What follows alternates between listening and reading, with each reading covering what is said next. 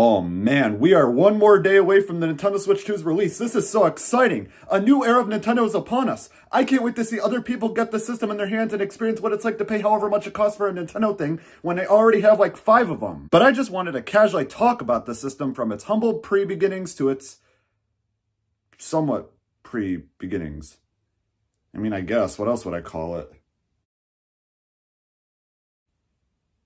Somewhat pre-beginnings it is. The Nintendo Switch 2 has been long anticipated for a while. From what I remember, possibly starting to get anticipated in 2022 and or 2023. I can't remember for sure. Not to get mixed up with the rumors from 2020 and 2021 that were spreading online like wildfire that a Nintendo Switch Pro, not a flat-out new system, a revision to the original Nintendo Switch called the Nintendo Switch Pro, was in development. And while it wasn't entirely clear whether that heavily speculated Nintendo Switch Pro that was widely talked about was meant for the Nintendo Switch OLED model that did come out in 2021, and even was a slightly better revision to the Switch, or if this was just flat-out becoming a new console. Either way, after the OLED's release, it didn't take long for rumors of a new Nintendo system, a successor to the Nintendo Switch, to be on the horizon. And the fact that we're getting exactly that in less than 24 hours is massive. But, while it was a long wait from the Nintendo Switch 2 speculation and anticipation period with all the rumors that the system will get revealed tomorrow, this day, the next day, whenever the hell, we officially got confirmation on May 7th, 2024 thanks to a tweet on the Nintendo Corporate X account by company president Shuntaro Furukawa. And this was major news. While it wasn't exactly what everyone was expecting, it was at the very least something, because at this time, the internet was going wild making videos speculating when we're getting any form of official news regarding Nintendo's next system, especially with the leakers and journalists hyping it up. But to basically summarize what Furukawa said in the tweet, it was essentially him recognizing how at this time that the OG Nintendo Switch was revealed 9 years prior, in March of 2015, I think at some conference briefing or something. He then discusses an upcoming Nintendo Direct happening in June of that year, which we ended up getting around the end of that month, and it was pretty alright. And that the Nintendo Switch successor, which many were even calling the Nintendo Switch 2 at the time, will be revealed within that current fiscal year. He didn't specify when in that fiscal year, but many were speculating that it was probably going to happen towards the end, since Nintendo's fiscal year typically ends in March. So while this confirmation from Furukawa that there was going to be a successor reveal sometime in the next several months was great to hear, it ultimately just led to more and more waiting and speculation even longer. And man, the speculation was completely off the charts. So much coverage on what the Nintendo Switch successor will be, whether it will succeed, and so much more. I definitely will say that Nintendo Switch 2 speculation at the time was pretty fun, because I mean, it's a successor to the Nintendo Switch, one of the top selling systems ever sold. So the possibilities are quite frankly endless, especially with the Switch 1's aging hardware, which many were growing tired of at this time. And that brought up a lot of speculation on what the specs of the Switch successor will be like, because let's be honest here, we all knew its specs were going to surpass the OG Switch. But by how much though, seeing as how from prior experience, Nintendo doesn't put a big emphasis on the horsepower of their machines as much as their fellow competitors. And again, the amount of possibilities being speculated, even joining the trend myself on a few occasions, was a pretty magical time. However though, I don't think this time frame was as big of a deal as people made it out to be, as much as something like Nintendo Switch speculation during the Wii U era. Now that might have just been because the stakes were way higher with the company's console future basically being reliant on the success of something that could only run a cloud version of Hitman 3, but I personally felt that the build up to the Switch 2's reveal over the span of 8 months, actually more than that prior to the tweet, while it was a fun time, it just didn't have that high stakes build up that the Switch 1 had to me. However, a new year dawned upon us, as well as a new Nintendo Switch release being a remaster of Donkey Kong Country Returns on Wii. And you know, I like Donkey Kong Country Returns and all, it's a great game, but an HD remaster, basically adding nothing new for $60, just didn't really speak to me, and the remaster itself got a lot of flack because of it. Does the 3DS version count? But on the same day this remaster was released, Nintendo dropped a bombshell of an announcement being the long-awaited sequel to the Nintendo Switch, the Nintendo Switch 2. Kinda weird putting this trailer out the same day as the game's release, especially since this trailer kind of overshadowed a lot of the attention this remaster got. But who cares? Nintendo Switch 2, guys! By the way, is it the 5th of June yet?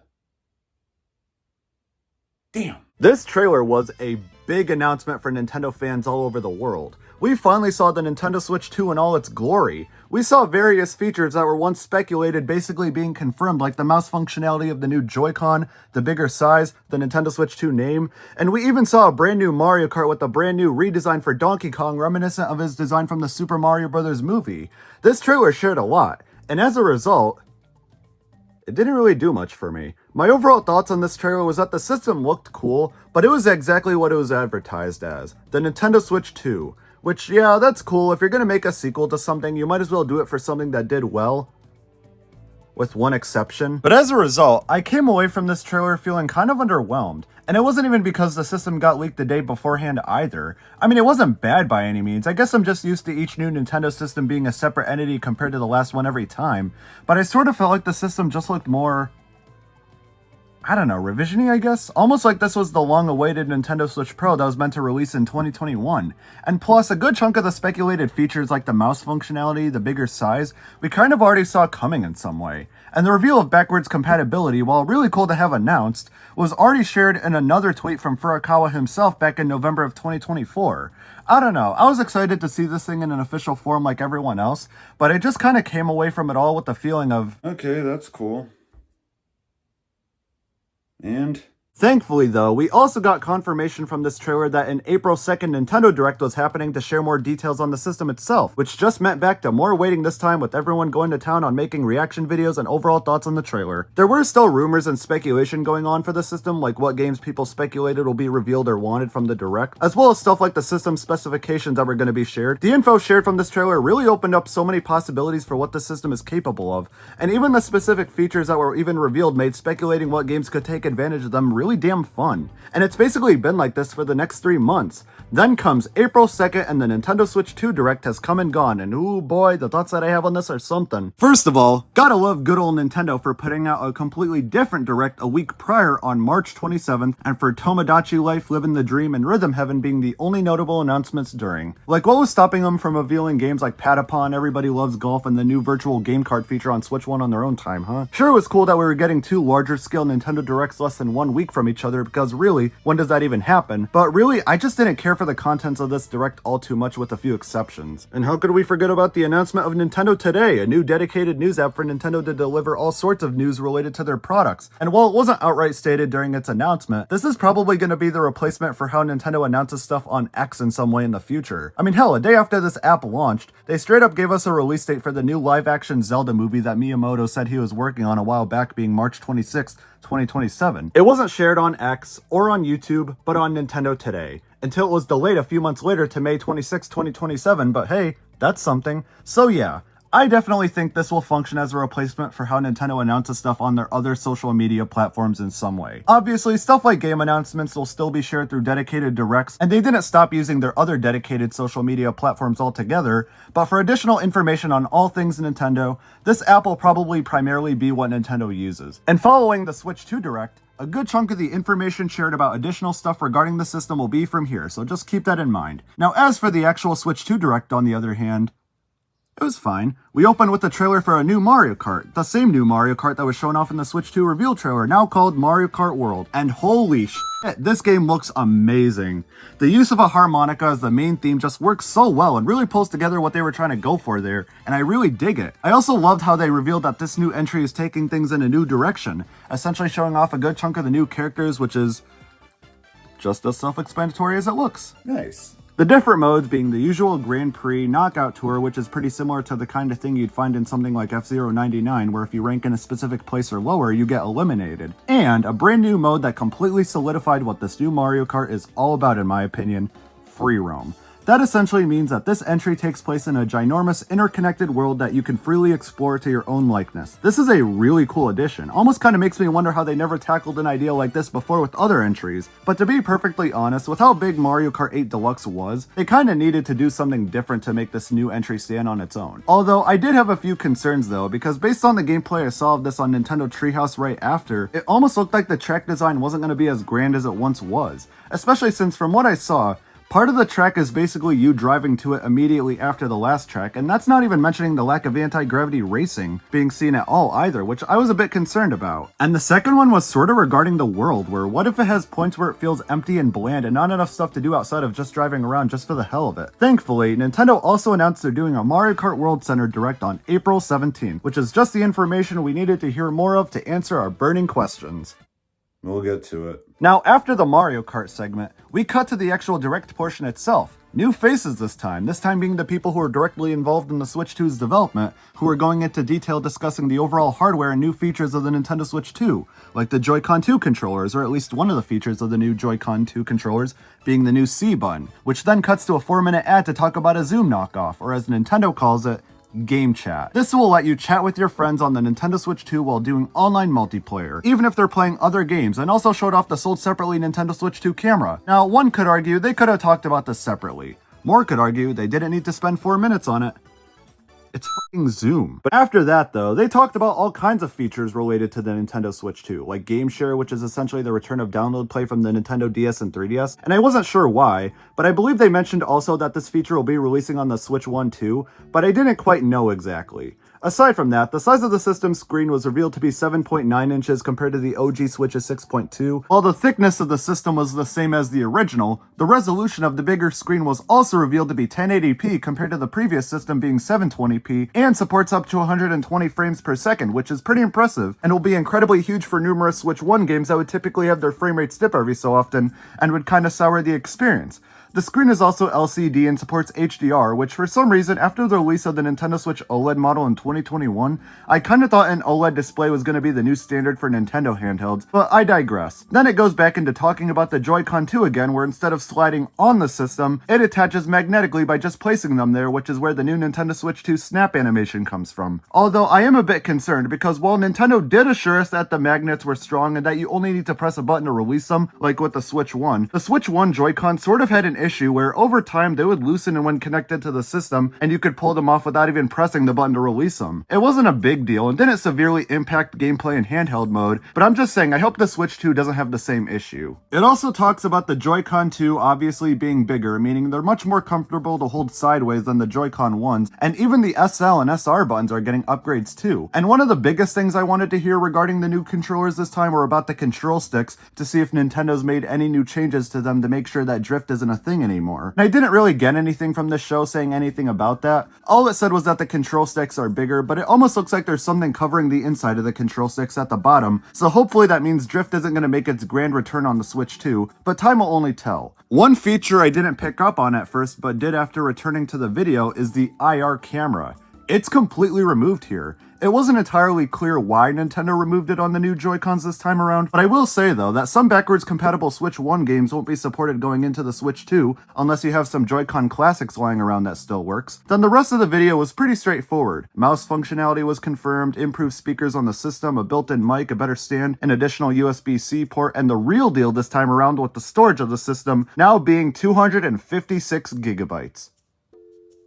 Sure. I mean, in hindsight, this is okay. 256 is not as much as we all wanted, and it's probably gonna fill up quick seeing all the file sizes for many of the confirmed games, but while I think it could have been a lot higher, it's looking to be pretty manageable. And 4K support for when the system is docked and running on a TV, and also supporting HDR there too, which to say it's about time would be an understatement. Alright, so a good chunk of the checkboxes for the system specs have been filled. Now we'll need to see if it could fill in the checkboxes for games and software. It started off really strong with Mario Kart World, but let's see how that momentum continues with the other ones. A new game/software was then revealed following the segment on the hardware, and was briefly talked about being Nintendo Switch 2 Welcome Tour, which looks to double as the system's Wii Sports, as well as some kind of virtual instruction manual to help players better understand the system and how its overall hardware works. You know, something worth selling separately without the system. Nintendo Switch 2 Welcome Tour will launch as a paid digital game on the same day as Nintendo Switch 2. I called it! Okay, first of all, why? Second of all,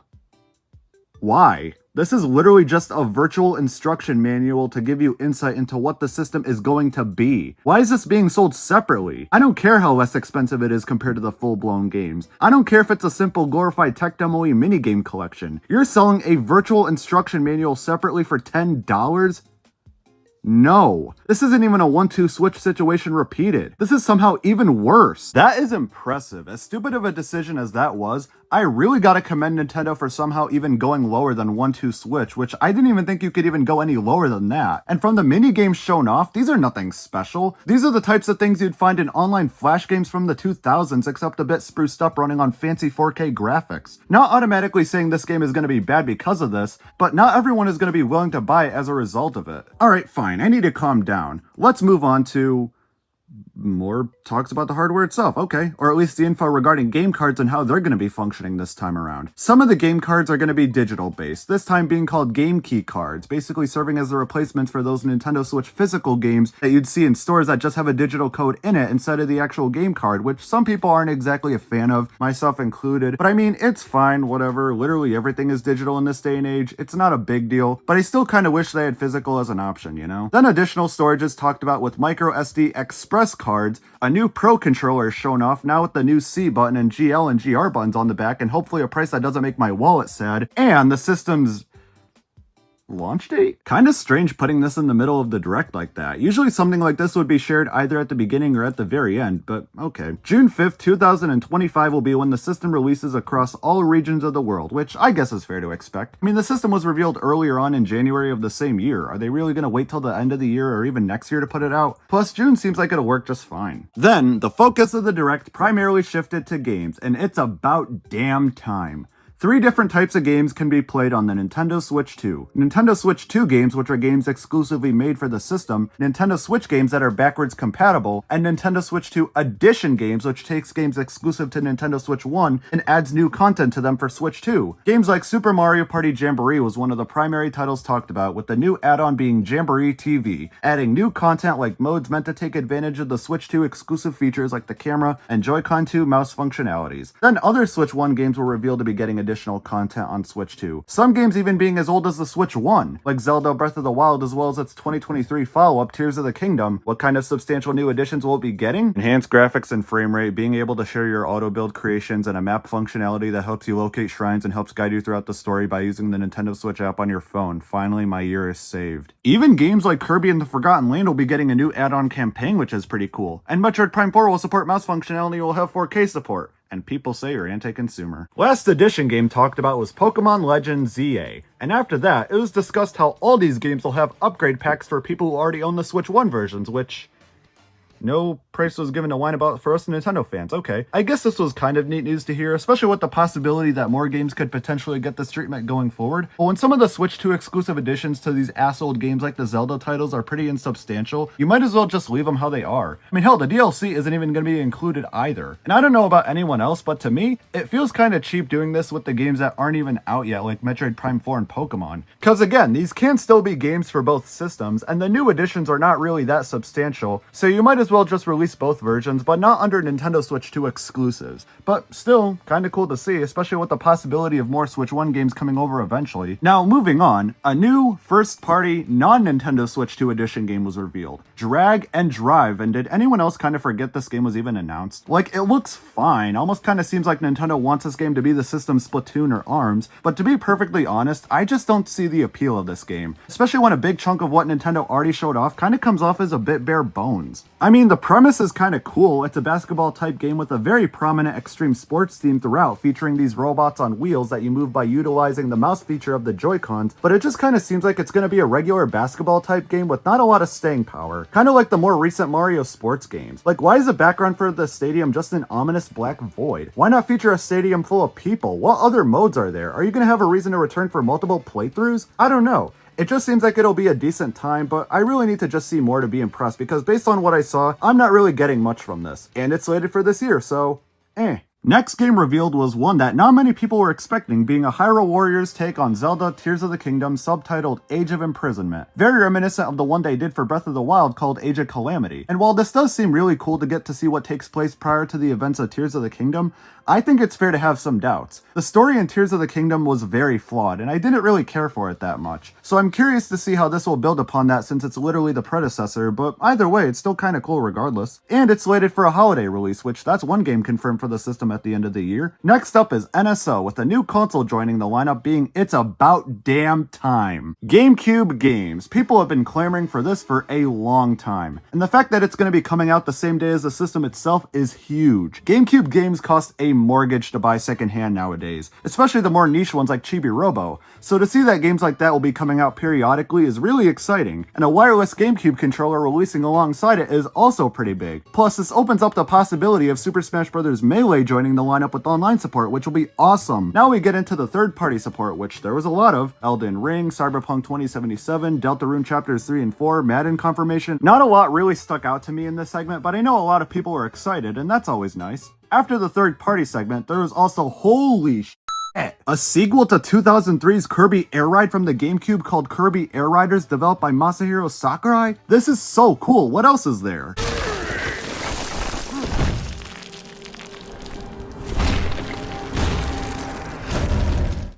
Okay, this is really cool. Donkey Kong Bonanza, a new 3D platformer in the Donkey Kong series, which...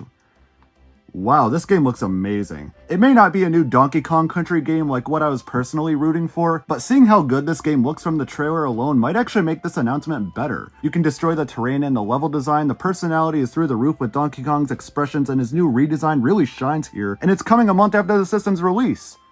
Yes, it wasn't made clear who was behind this game's development, but many speculated that the team who made Mario Odyssey was, but that wasn't officially confirmed at the time. Either way, this game looks to be bringing Donkey Kong back in a new way, and I am super excited to see it in action. And that was all for game announcements in this presentation. But we weren't done yet though, because it was confirmed that the Switch 2 will come in two bundles, one with just the system itself, and another containing a Mario Kart World download code, which hey, getting a Mario Kart title at launch with a new system is huge, especially with it being bundled in. But weirdly enough though, we didn't exactly get a price reveal for this thing, which I thought was weird earlier for the Nintendo Switch 2 Edition upgrade packs, but for the system, that's just kind of weird and almost un-Nintendo-like. Are they really not confident in their pricing strategy, so they're leaving it out of the direct and revealing it when they feel the time is right?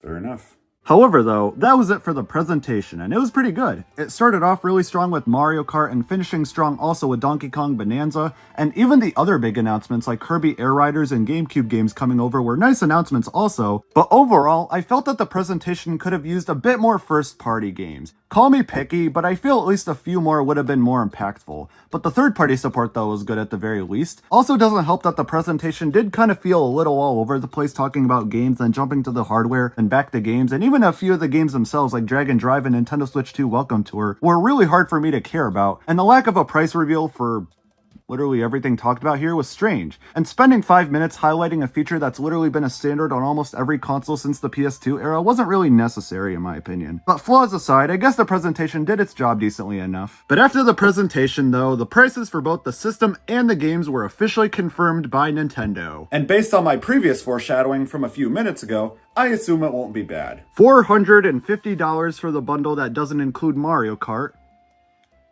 $500 for the bundle that does include Mario Kart.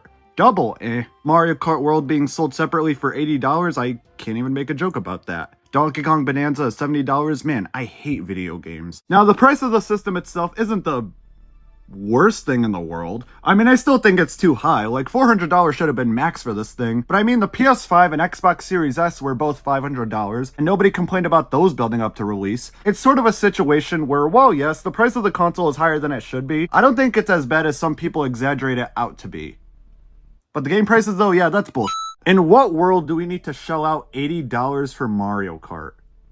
It's Mario Kart. I don't care if it's open world. I don't care if it's a launch title. This is really dumb, and same could even be said for Donkey Kong. Sure, $70 was what Tears of the Kingdom was priced at on the Switch 1, but that was a scenario where that also didn't really make sense, and Nintendo was just taking advantage of the fact that they knew this was gonna sell well, because it's both a Zelda game and a sequel to one of the best games of all time. And it almost sounds like a similar situation in this case too. They know how big Donkey Kong's gotten in recent memory, and instead of pricing the game at what it should be, they're charging extra because they know that no matter how much people will complain about these ridiculous prices, they know they're gonna buy it regardless. Same with the system itself. And Nintendo Switch 2 Welcome Tour being sold separately for $10 is also really dumb. But same thing, Nintendo knows the same people who complain about it are also the same ones who are going to buy it anyways because it's a Nintendo thing. It's just really annoying because yeah, they've always done this kind of stuff before with their prices. This isn't new territory for them. But now because they're at the top with the Switch 1 and probably with the Switch 2 as well, they're taking advantage of by charging more for big name IPs that will do well anyways, and it's just getting old at this point. And I'm not defending the prices of the console either just because I said it's not the worst thing ever. I'm just saying that the other two consoles on the market right now were $500 max, so is it really something to whine about when other consoles are similar in that sense? Plus, from my standpoint, it just kind of seemed like people were over-exaggerating to some degree, which that alone was also getting really old. And it was already a situation where I wasn't even going to buy the system at launch anyways, but this price does cement the fact that I'm probably not going to be buying the Switch 2 really till we see some kind of price decrease by Nintendo themselves, which... oof, time will tell on that. There were even people online who were claiming that the Nintendo Switch 2 will be another 3DS situation where the system underperformed at launch with an absurdly high price and not enough games to justify it. Then 6 months later, the price was lowered by $80 and more worthwhile games were releasing, helping the system pick up sales-wise. And even then, I found that whole theory to just be very unlikely, since pre-orders when made available later in April did sell pretty quick. But here's the general consensus from my point of view. I don't agree with the prices, yeah, a lot of people don't, but really, it mostly comes down to the people who are buying this system. If they see value in it and think it's worth it, then that's okay. Everyone is entitled to think how they want to think, and how, again, not everyone's going to agree that a new product is always going to be worth its asking price, but others do, and really, it all comes down to whether you think it's worth it or not. Again, there's differing thoughts here on both sides of the spectrum. I won't go into much detail on that, but the general disclaimer is that if you think it's worth it, then you're entitled to think that way. Other than that though, there was still hype for the Switch 2 in regards to the features and games. There were even interviews with executives from Nintendo of America like Doug Bowser and Bill Trinen talking about all kinds of things related to the system being shared by various news outlets. And it was still a fun enough time to be part of the ride and build up to release, even if I'm probably not going to invest in the system honestly. Now continuing on the hype train, there was also the Mario Kart World Direct on the 17th of April, a few weeks after the Switch 2 Direct, roughly 15 minutes long, talking about hardly anything new. All it really did was confirm that there were going to be missions in the game. Not like the mission mode in Mario Kart DS, but more so missions in the sense where you'll find a bunch scattered across the massive world that you can partake in. No story mode to tie all this in, just flat missions that are scattered across the world, okay. Not that it would really need one. I mean, hell, Mario Kart DS didn't have one, but it just would have helped to give more context to why you're exploring the open world, and I don't know, I think it would give you more of an incentive to actually do the missions, rather than just being for the hell of it. But hey, at least battle mode, time trials, and online play are coming back. Yes, finally! And that's it. Hey Siri, give me synonyms for unnecessary. Synonyms for unnecessary include... Checks out. I don't really see the point of why Nintendo did this. A bulk of the information shared here was already talked about in the Switch 2 Direct. The only new things shared here were modes that were already a part of every other Mario Kart with like a few new stuff in there like rewind and missions. Battle mode, online play, time trials, like what was even the point of this? The game still looks really good, don't get me wrong, but spending 15 minutes really just discussing a good chunk of info we kinda already knew was just odd. And a day after this Direct aired, Nintendo revealed the newly adjusted prices for the Nintendo Switch 2 accessories, which had completely different prices in mind a few weeks back, but due to, as Nintendo calls it, changes in market conditions, the prices of the Switch 2 accessories became inflated, which, yeah, is obviously the whole tariff situation. Thankfully though, the actual system's price and games were unaffected, but controllers, docks, chargers, yeah, hope you were planning to skip grocery shopping the week of June 5th, $84.99 for the Pro Controller, $94.99 for a pair of Joy-Con 2 controllers, $39.99 for the controller's charging grip, $13.99 for wrist straps, $24.99 for racing wheels, $54.99 for the camera, $119.99 for the dock. Yeah, okay, that's funny. $39.99 for the case and screen protector, $84.99 for an all-in-one carrying case. A carrying case.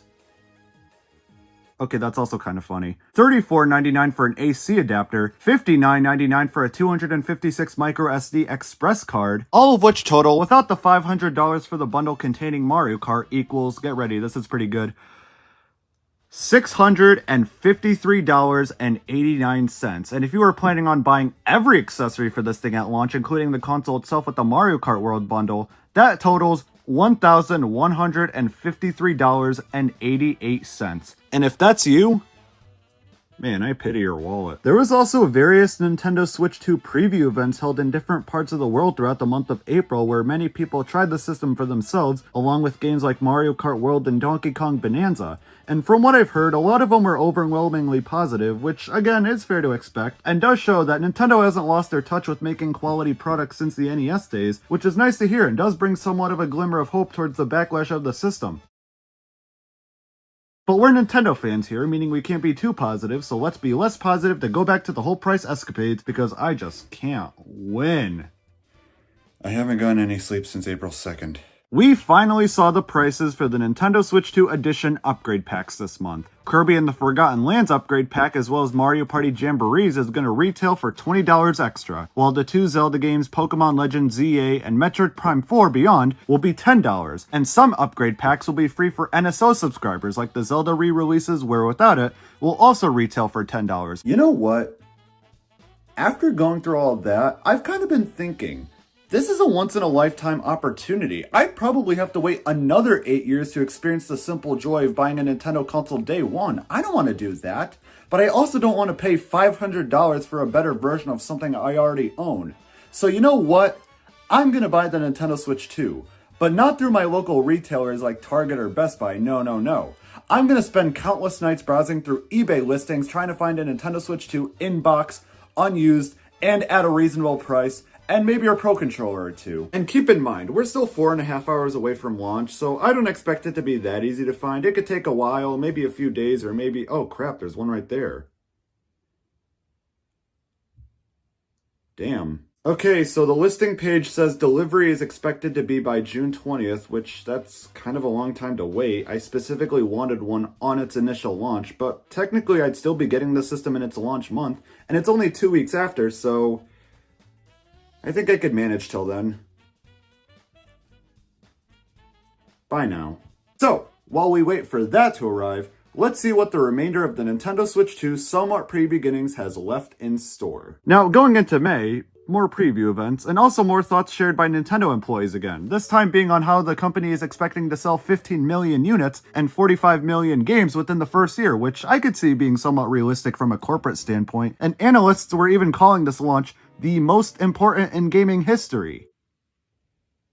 Really? And new user icons for Switch profiles appeared using more updated renders of characters like the Mario cast, and Donkey Kong's new design here completely replaced the old one. Look, I get it, this new redesign of Donkey Kong is the first time this character has been redesigned in 30 years, and I am a fan of how it looks overall, but why not just have both as an option, because many were introduced to the Donkey Kong games through this previous redesign, and hell, the recent remaster of Returns back in January still used it. So while it's not too big of a deal, I think having both here would have been a nice option to have.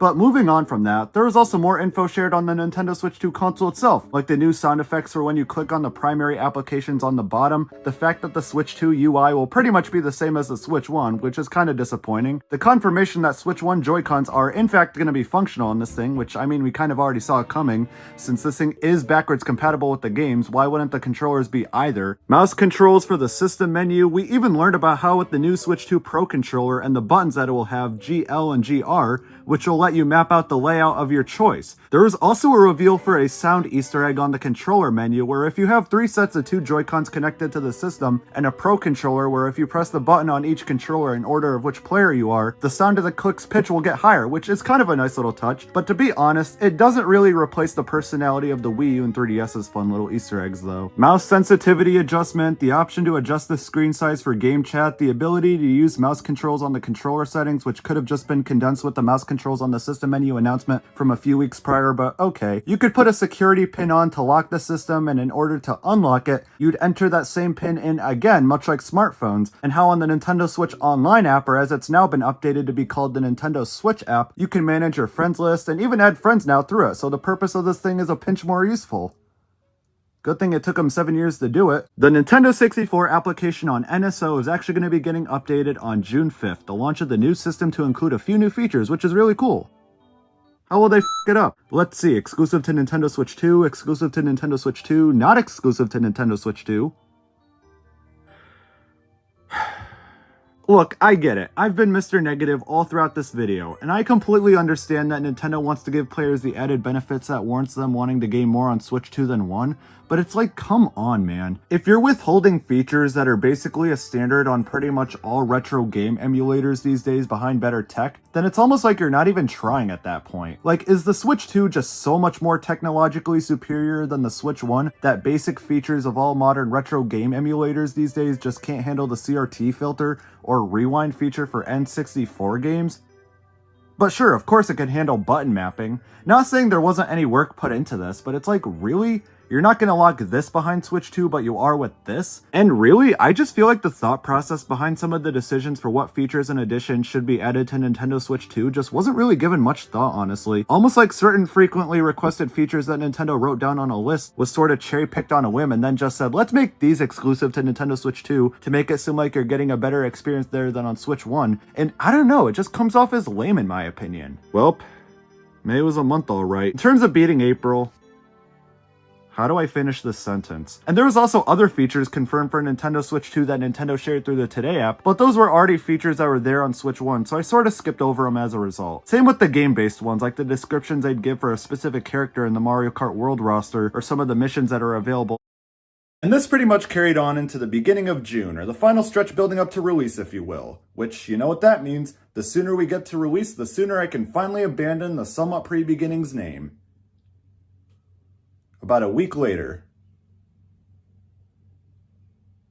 I'm really trying here, man. Come on. A new filter for the screenshot album, the benefits of playing select Switch 1 games on Switch 2 with enhanced performance and frame rates, Switch 1 games that are also compatible with Game Share, only via Switch 2, meaning if you're the only one who has the game in a Switch 2, you can share with other players, even those who own a Switch 1. People with Switch 1s won't be able to do the actual sharing though. They can receive it, but not do the actual sharing itself, which is a little upsetting, but to be perfectly honest, I don't really know how much I'd be using this, so it probably doesn't matter too much to me though. It just would have been nice as an option, you know? There was also a brief video message Nintendo uploaded of the CEO of Nvidia. Yes, the same Nvidia who supplied the processor for the Switch 1 and soon, the Switch 2, where he essentially shared what their mission is with their collaboration with Nintendo when developing the custom processor for the system. I specifically appreciate the tribute he made to former Nintendo president Satoru Iwata back when the Switch 1 was still in development, and really does highlight how without the vision of the former Nintendo president, the Switch 1 wouldn't have been what it was, and we probably wouldn't be at the point we're currently at, where we're building up to the release of its full-on successor.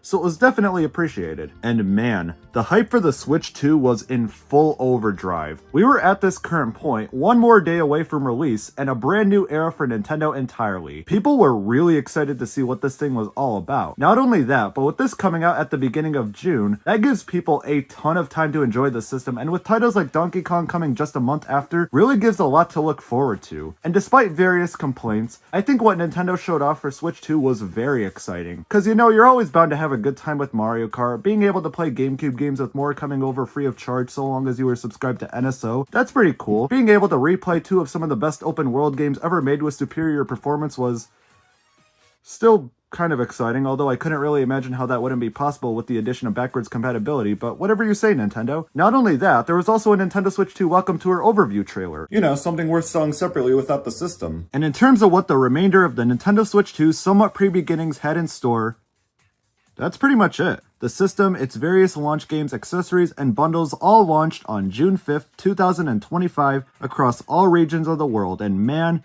I cannot emphasize how crazy it feels to be in an entirely new era for Nintendo, with a brand new system taking center stage here. Launching with Mario Kart World, the Switch 2 editions of The Legend of Zelda Breath of the Wild and Tears of the Kingdom, the GameCube app on NSO, Nintendo Switch 2 Welcome Tour, all 4 chapters of Deltarune, Split Fiction, Cyberpunk 2077, Sid Meier's Civilization 7, Hogwarts Legacy, Bravely Default, Yakuza 0 Director's Cut, Fortnite, Fast Fusion, Hitman, Survival Kids, Arcade Archives 2, Ridge Racer, and Puyo Puyo Tetris 2S. As for what people thought about the system itself though, it was pretty much what you'd expect. People like their Switch 2s. A lot of comments on how much bigger the system is, the unique game cases that Nintendo made for physical games, a lot of people were fans of those. There was also a lot of comments made on how much smaller the box packaging for the system was than they were expecting. As for what people thought about the system itself, many reviews praised its faster loading times and processing speeds and better performance for games that initially struggled on Switch 1. People even said the system looks better than the original, but I don't know if I agree with that though.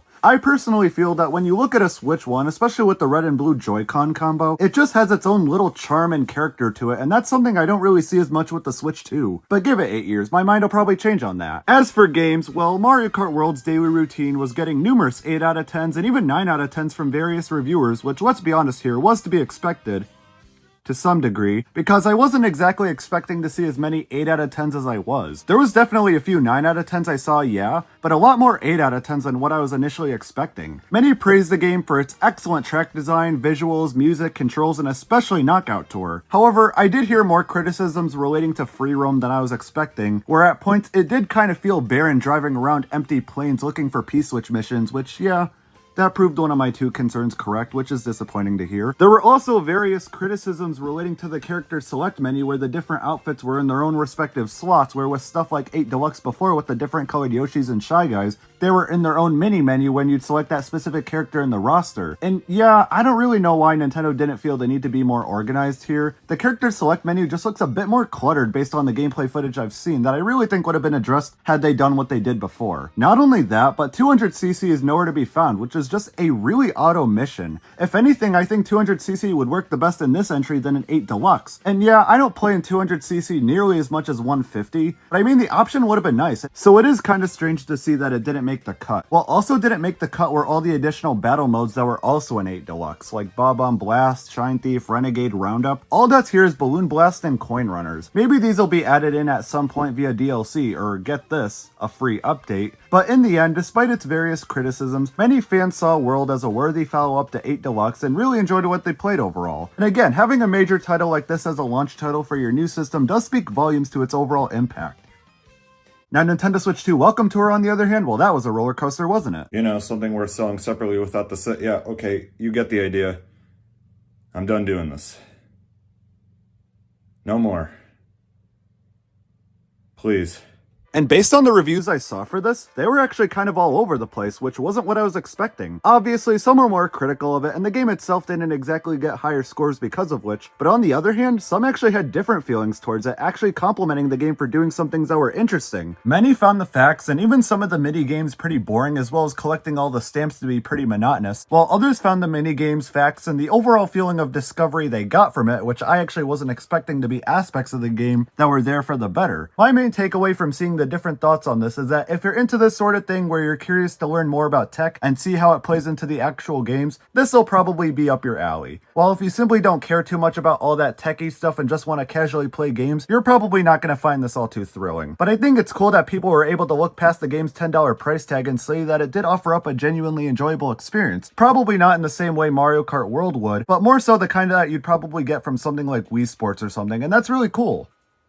But still though, the $10 price is really dumb. Like, come on, Nintendo. And with that, I summed up what I believe to pretty much be the entirety of the Nintendo Switch 2's beginnings and somewhat pre-beginnings, all in one very time-consuming video. And if you couldn't tell already, this whole time frame was just one of the longest build-ups of a console I have ever seen. Not only was it a long time coming to know when we were gonna find out what the hell this thing even is, but even after we saw it, just the overall hype from finding out it's going to be the Nintendo Switch 2, it's going to have these features, it's going to have a brand new Mario Kart at launch, was also loaded with numerous highs and lows. Not including debt. In a lot of respects, some of the criticisms did feel pretty valid regarding certain prices, while others just sort of were over-exaggerated and really didn't feel warranted. Like, yeah, Mario Kart World being $80 and Nintendo Switch 2 Welcome Tour being sold separately as a whole was pretty annoying, but stuff like the console itself. Like, yeah, that is a very high price tag for a lot of people and does put into consideration that the Switch 2 is probably going to skip a lot of households that the Switch 1 didn't, because of which also doesn't help that I still kind of see the Switch 2 as sort of a souped up Switch 1 anyways, but really, it's not that bad. And again, if it's your money, then you're free to spend it however you like, and just because someone doesn't see value in a new product that you would, then that's okay. You're entitled to spend your money the way you see fit. And the whole thing with like, oh, the system's going to fail or Nintendo's going to put out a price cut for this thing due to struggling sales, were really just kind of souring the overall excitement of seeing what this thing was going to have. Like, that just seemed too excessive. Especially when Nintendo stated roughly 1 week later that the system sold 3.5 million units just within 3 days, making that their fastest selling hardware ever. So I don't know about you, but but I don't think the system is going to fail at all. Will it end up surpassing the Switch 1, which has sold over 150 million units throughout its entire life? That's kind of hard to say right now, but if anyone can do it, it's probably this frickin' thing. And yeah, there's no doubt in my mind that world events definitely played a role in how stuff was being priced this time around. I also kind of felt that there was a noticeable lack of clear communication from Nintendo themselves here. Like, they didn't even share the price of the console itself during the actual presentation. Maybe I'm kind of exaggerating myself here, but I felt with the Switch 1, it just felt more straightforward and clear, with Nintendo conveying certain things that you'd probably want to know before buying their console. Here, while they have been communicative, it just isn't as much as they were previously, in my opinion. And while I was personally a bit more underwhelmed with the system simply just being the Nintendo Switch 2, and looking beyond all the excessive criticisms that were just sort of exaggerating everything more than the actual criticisms that genuinely felt valid and warranted, this was a pretty fun build-up to release. While I don't think the impact this time around was nearly as grand as the Switch 1, but awaiting a new console, a Nintendo one especially filled with new experiences and probably new favorite games for a lot of people, is really hard to not be excited for. Especially when you have games in some of Nintendo's biggest franchises being confirmed, like Mario Kart, Donkey Kong, Kirby, Legend of Zelda, albeit a spin-off. Like, look at this. Is this something that you would not be excited for as a Nintendo fan? And as we continue to progress through this new era for Nintendo and many new titles still waiting for the day that they take over a lot of trending topics on the internet, I'd say in the end, it was and still is a good time to be a fan.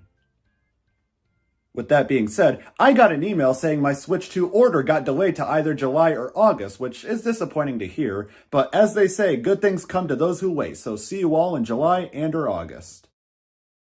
Guys, they finally sent me the Switch 2 that I pre-ordered on eBay a few months ago for a more modest price than what was in retailers. So let's open this box and see what wonders await us in Nintendo Switch 2.